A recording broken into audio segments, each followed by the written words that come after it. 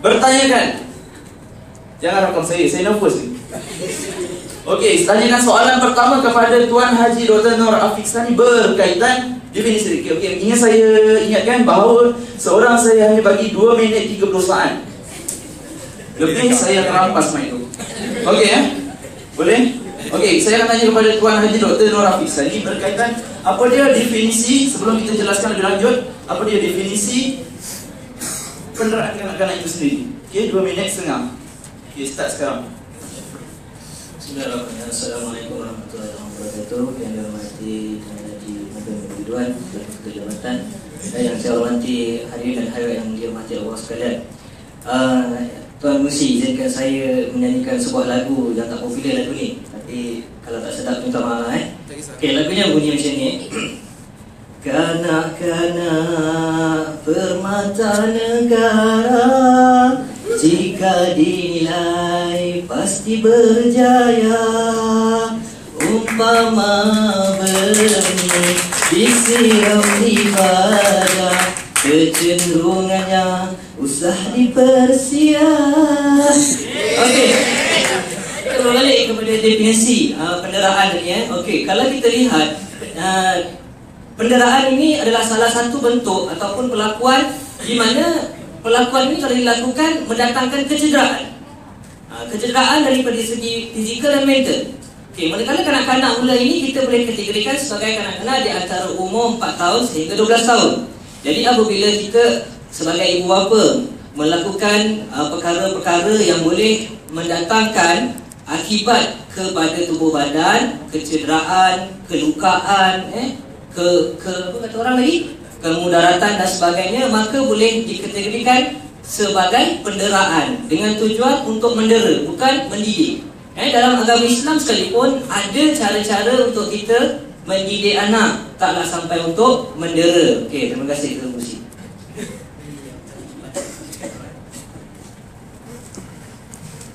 Okey, terima kasih kepada Tuan Moderator. Sebenarnya saya tertinggal satu tulis. Saya moderator. Okey, Tuan panel. Saya ingat saya panel. Okey, terima kasih kepada penjelasan berkaitan definisi. Cukup 2 minit setengah termasuk nyanyian.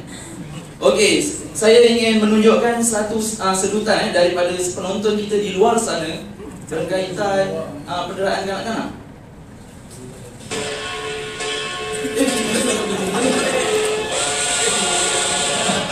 Kita faham? Itu iklan. Salah ni. Maaf ni tadi. Kejap Ni iklan tak apa. Oh, ada. Okey, dah start Okey, kamera. Okey. Okey, kita tengok sedutan video daripada penonton di luar sana.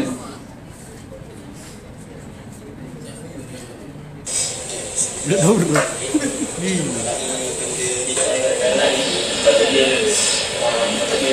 Sewajarnya ibu bapa memberi contohnya Apa ni? agama kasih sayang kepada anak dan beri yang muda. Dan sebenarnya ibu bapa tidak patut untuk menjadikan anak mereka kerana jiwa mereka yang masih kecil, masih memegang sayang antara ibu bapa. Itu je. Okey. Baiklah, seterusnya saya sampai 20 tadi. Saya bagi dia 10 saat, dia buat 30 saat. Okey.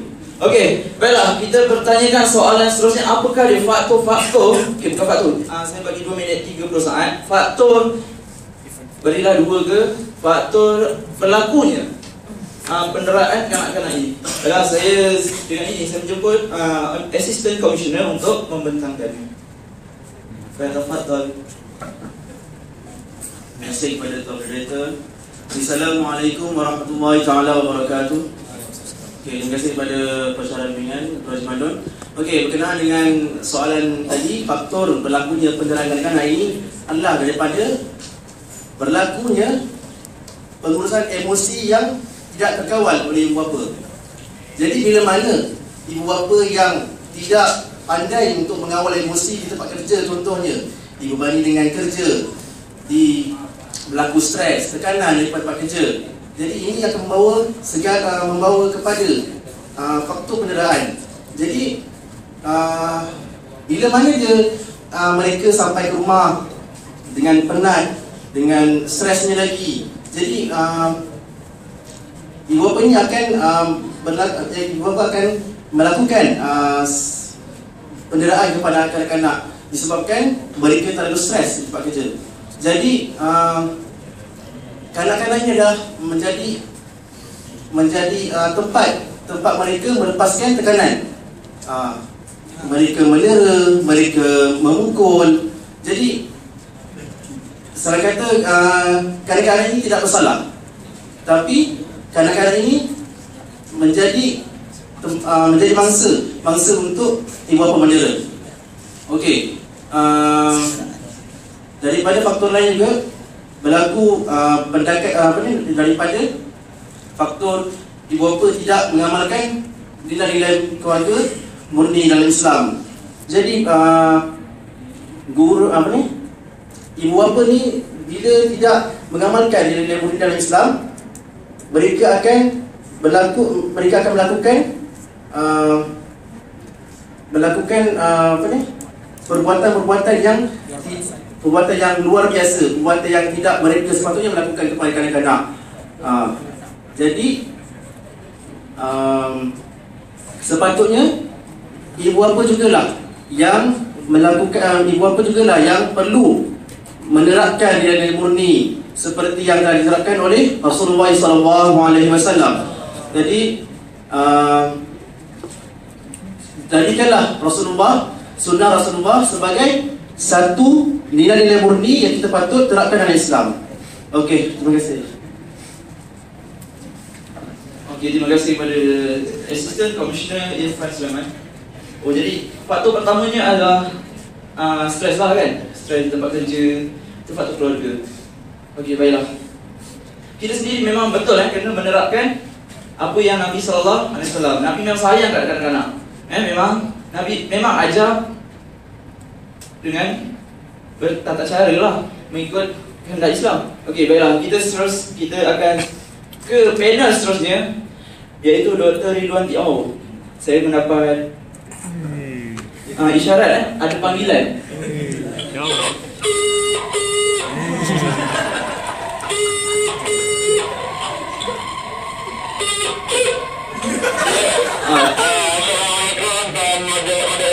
Waalaikumsalam.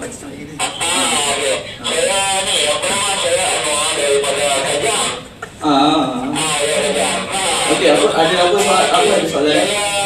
Suka dengan rancangan TV yang hot ni. Oh. Berkaitan dengan kenderaan ni.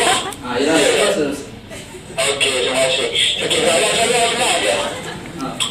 Apa nama kita nak bezakan antara kita mendera dengan mendidik anak-anak dengan cara yang contoh yang Nabi Muhammad SAW ajar ke kita. Bila tak solat umur 7 tahun kita sunat. Ini kita nak ada bezakan. Mana dia? Dah tinggal dua.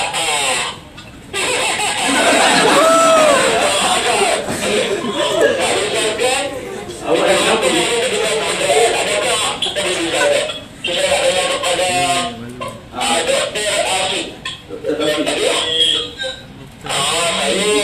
Saya bukan apa saya orang beli, tapi doktor yang ada sikit-sikit. Saya pun beli belajar dekat mana awal. Ada campur-campur sikit. Ya? Okey? Tak kasih.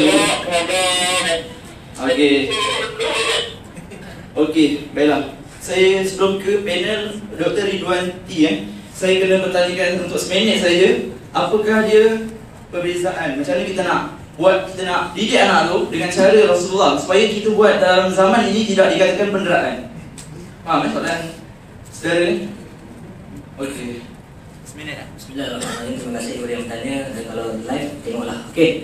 Mendera dengan mendidik. Okey. Bezanya itu mendera ni, kalau kita dera dengan tindakan di luar batasan. Maksudnya kita mendera ni dengan cara kita tak tahu apa kita lakukan. Kecederaan yang datang tu kadang-kadang boleh menyebabkan kematian. Manakala beza dengan mendidik ni dalam Islam, Nabi Muhammad SAW ada garis panduan kita mendidik. Bagaimana kita nak memukul anak-anak kita. Kalau kita nak merotan dengan cara macam mana? Kita tak boleh angkat tinggi-tinggi rotan itu dengan rotan yang tak boleh besar sebatang batang baju kayu buluh tu dan sebagainya. Okey, terima kasih. Okey, terima kasih kepada saudara Nur ni Tuan Haji. Okey, baiklah. Kita terus ke panel seterusnya. Tak sabar nak jumpa saya, Dr. Ridwan. Mencocok perut saya. Okey, baiklah Dr. Ridwan, apakah mungkin anda ingin bertanya faktor faktor lagi langkah. Okey, langkah. Okey, baiklah, apakah langkah terbaik dalam menangani isu ni daripada menjadi dalam kalangan rakyat Malaysia? Baiklah, saudara. Ya, terima kasih. Yang dihormati Tuan Haji Madun, Ketua Jabatan Pendidikan Islam, Tuan Moderator, sahabat-sahabat saya, panel sekalian dan juga pengarah program. Bila kita telah mengetahui definisi mengenai penderaan kanak-kanak. Penderaan kanak-kanak terbagi pada 3, iaitu penderaan seksual, fizikal dan juga mental. Jadi langkah-langkah pihak kerajaan telah membuat pelbagai langkah daripada segi masyarakat, individu dan juga pihak kerajaan sendiri. Sebagai contoh, kerajaan telah melakukan kempen kesedaran kepada ibu bapa, kepada orang dewasa. Perlu diingatkan, penderaan kanak-kanak bukannya berlaku di rumah, bukannya didera oleh ibu bapa, malah berlaku di rumah asuhan. Terbaru kes di Bangi, tak salah saya Tuan Moderator, di Bangi, penderaan kanak-kanak berlaku di rumah asuhan. Dan kes ini agak menggempar rakyat Malaysia kerana kes ini telah dirakam di ibu bapa kadang-kadang telah memasang kamera di beg anaknya dan telah secara tidak sengaja telah merakam perbuatan rumah asuhan itu. Jadi kita tidak boleh menyalahkan 100% kepada ibu bapa. Faham? Kerana 35% rakyat di Malaysia menghantar anaknya di rumah asuhan dan 35% berlaku kes penderaan berlaku di rumah asuhan. Perlu diingatkan. Jadi kes ini telah disiasat oleh Timbalan Komisioner, Assistant Komisioner Saudara Irfan. Jadi langkah-langkah kerajaan juga telah mengadakan kempen kesedaran 1000 dinar. Tema 1000 dinar, yang bermaksud 1000 dinar yang bagaimana? 1000 dinar memberikan sepenuh kasih sayang, bagikan 1000 dinar sepenuh kasih sayang kepada anak-anak, kanak-kanak, bayi. Selain itu, kerajaan juga telah mengadakan hubungan diplomatik dengan luar negara.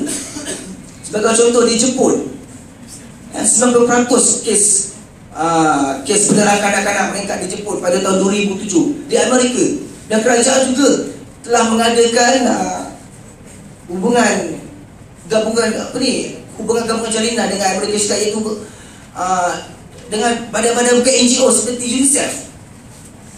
UNICEF ditubuhkan di Malaysia adalah untuk menggubal dasar, bukan menggubal dasar perlembagaan di Malaysia, menggubal dasar pemikiran rakyat-rakyat Malaysia yang bersifat keanak-anakan, suka bergaduh dengan anak-anak. Jadi saya anggap ni penderaan ni sakit mental, sakit otak. Kanak-kanak yang tidak berdaya bersama kita didera. Jadi selain itu juga, kerajaan juga telah mengenakan pelbagai tindakan kepada pendera, kepada pendera yang mendera anak-anak, kanak-kanak, bayi. Jadi setakat ini saja perkongsian kami. InsyaAllah kita akan jumpa di lain hari. InsyaAllah. Terima kasih. Okey, baiklah. Terima kasih kepada Dr. Ridwan Ji. Banyak statistik untuk pengetahuan penonton. Ini adalah guru penolong kanan matematik statistik tambahan di Sekolah Sains Konvent Bukit Nenas. Baiklah. Okey, kita nak ambil satu soalan daripada WeChat. Okey, kita tengok macam mana kita nak ambil daripada siapa ni? Reda Musa. Macam mana kita nak menerapkan dalam diri seseorang agar tidak terjerumus sebagai pendera murid-murid? Okey, ni untuk guru-guru lah, supaya tidak terjerumus kepada penderaan. Sedangkan rotan je, tapi orang kata dera, cubit. Okey, baiklah, kita bertanyakan kepada panel kita Irfan untuk 50 saat saja.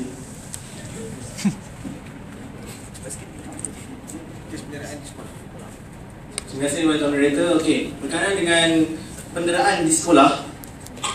Okey, di sekolah terdapat guru dan murid. Jadi guru adalah sebagai faktor utama. Guru mendera anak, mendera murid. Mendera murid, okey. Contohlah di sekolah guru bila mana murid tidak menyiapkan kerja sekolah, tidak melakukan kerja-kerja tugasan yang disuruh.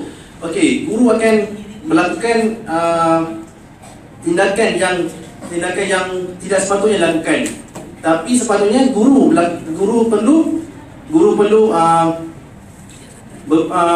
perlu pandai menggunakan langkah penyelesaian sebagai satu alternatif kepada untuk menyelesaikan masalah ini.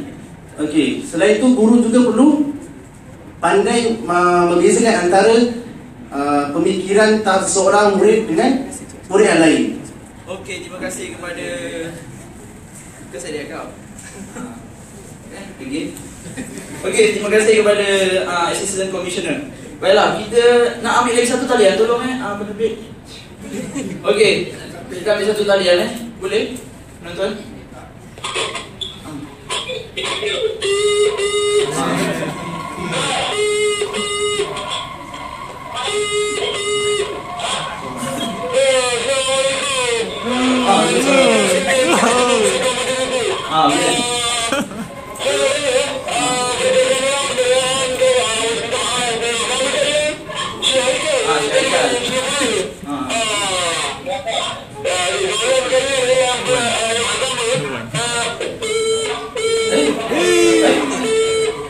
Minta maaf, talian terputus. Jangan putus. Okey, tak apa, talian terputus. Saya nampaknya Syaikal tak sampai. Yelah, lain Singapore jam pagi. Okey, kita berbalik. Oh, kita ada di Facebook soalan di Facebook. Kita mungkin tak baca orang dah post ni. Okey, kita tanya soalan. Ada random musuh lagi. Memang penonton sikit. Jurida Aziz, sila tanya Nadia Sharif. Okey. Itu bukan soalan itu kenyataan. Okey, reda musa. Bagaimana caranya kita sebagai ibu bapa dapat mengelakkan berlakunya penderaan terhadap anak-anak? Okey, baiklah, saya ingin bertanya kepada Dr. Ridwanti. Boleh? Okey. Belum tadi dah ada jawab. Patutkah? Sabar. Soalannya tadi apa? Sebagai ibu bapa dapat mengelakkanlah berlakunya penderaan terhadap anak-anak. Soalan bagaimana cara untuk mengelakkan penderaan kanak-kanak. Ni telah diterangkan oleh Sekretaris Komisioner Isman bukan hanya sebagai mendera, bukan sebagai memukul, barulah anak-anak sudah ada juga segelintir. Saya rasa 80% anak-anak ataupun kanak-kanak dapat mendengar ibu bapa, dapat mematuhi peraturan ibu bapa dengan cara nasihat. Okey, terima kasih. Terima kasih. Assalamualaikum. Sebab dia beliau dah bentang. Dia tanya ni 6 hours ago. 6 jam lepas. Dia dah tengok dah tu. Okey, baiklah. Saya dah mendapat isyarat daripada penerbit bahawa kita terpaksa menutup tirai forum kita pada pagi ini.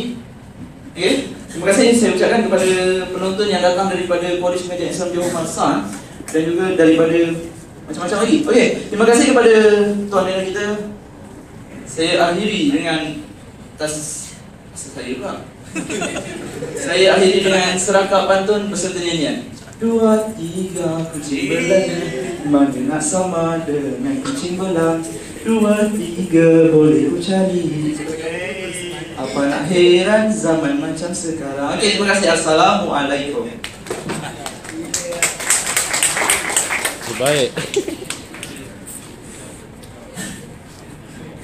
Demikian majlis forum penderaan kanak-kanak pada tahun 2014 anjuran Polis Pengajian Islam Johor Marsa. Majlis merakamkan setinggi-tinggi penghargaan dan terima kasih kepada semua ahli-ahli panel kita pada hari ini di atas forum yang telah disampaikan sebentar tadi. Hadirin hadirat yang dihormati sekalian, majlis diteruskan lagi dengan penyampaian cenderamata kepada tetamu-tetamu dan ahli panel jemputan kita pada hari ini. Majlis menjemput pengarah program Saudara Syahran bin Pondi diiringi Al-Fadil Al-Ustaz Al-Singapura Syarul Nizam bin Suman untuk menyampaikan cenderamata kepada ahli-ahli panel kita pada hari ini. Dipersilakan. Yang pertama, Dr. Irfan bin Sulaiman.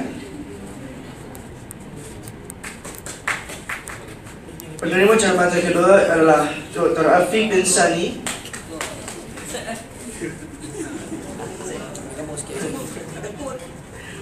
Dan seterusnya Dr. Ridwan bin Endi Al-Sarawak.